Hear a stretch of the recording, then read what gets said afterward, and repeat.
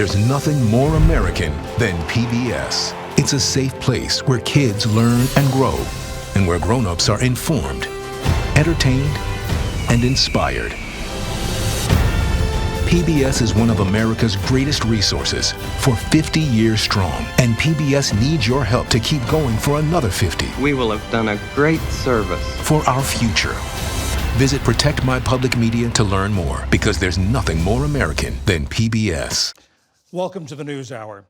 As Americans celebrate their freedom on this Independence Day, President Trump is celebrating a decisive win for his domestic agenda. His second-term legislative wish list, officially entitled the One Big Beautiful Bill Act, is now law. Given the gavel they used to pass the legislation, the president signed the sweeping tax and spending cuts surrounded by congressional Republicans. He touted the bill as one having a generational impact. It includes the largest tax cut in American history, the largest spending cut, $1.7 trillion. And yet you won't even notice it. Just waste, fraud, and abuse in American history. So you have the biggest tax cut, the biggest spending cut, the largest border security investment. The new law is unprecedented in many ways, extending the tax cuts of Mr. Trump's first term, along with others, to the tune of $4.5 trillion, adding another $1.4 trillion in spending cuts, and, according to the Congressional Budget Office, adding a record $3.2 trillion to the deficit over the next 10 years. Across Ukraine last night, Russia unleashed an aerial assault of drones and missiles. Officials say the all-out attack was the biggest so far of the war. It came just hours after President Trump said little progress was made in a phone call with Russian President Vladimir Putin, which he said was disappointing. The Ukrainian capital of Kyiv was the primary target. The barrage of more than 550 drones and missiles lasted more than 7 hours, killing one person and injuring dozens.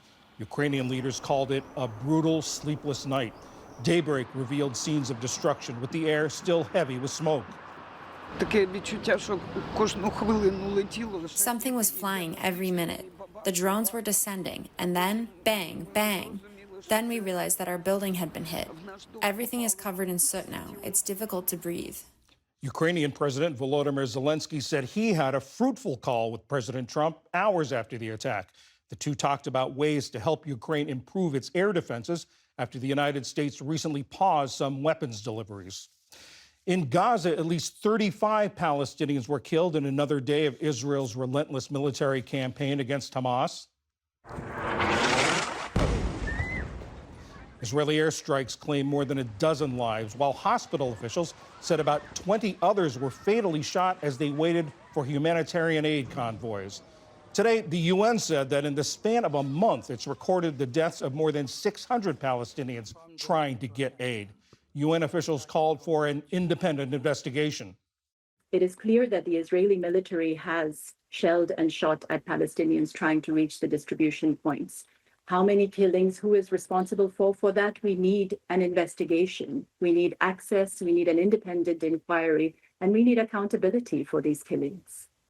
Meanwhile, a senior U.S. negotiator tells PBS News that Hamas still has reservations about President Trump's 60-day ceasefire proposal, but is willing to discuss them in this weekend's talks in Qatar. Mr. Trump said Israel has already agreed to the deal. Severe weather on this July 4th has turned deadly in parts of the country.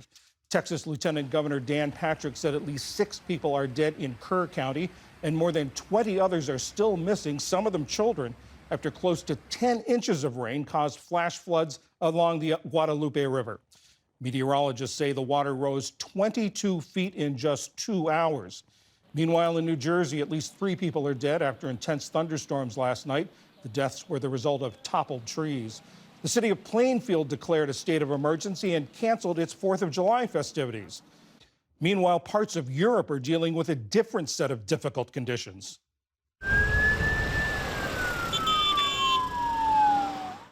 Wildfires burned across Turkey today, and new blazes broke out in Greece, where this week flames have already charred thousands of acres.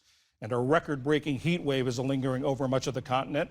In Bulgaria, construction workers braved the hazardous temperatures while in Sicily, beachgoers soaked up the sun's rays and took advantage of the sea to cool off. Forecasters say the heat is likely to finally let up over the weekend. And of course, it wouldn't be the 4th of July without hot dogs, namely this year's Nathan's Hot Dog Eating Contest. Competitive eater Joey Chestnut reclaimed his title today after a year away with plant-based competitor Impossible Foods. Chestnut won his 17th mustard belt by downing 70 and a half hot dogs in 10 minutes. In the women's competition, Miki Sudo defended her title with 33 hot dogs. Last year, she ate a record 51 francs. Still to come on the News Hour, David Brooks and Jonathan Capehart give their take on the massive budget bill. We visit an aquarium exhibit specifically designed for aging penguins, and the growing popularity of Banana Ball. This is the PBS NewsHour from the David M. Rubenstein Studio at WETA in Washington, and in the West from the Walter Cronkite School of Journalism at Arizona State University.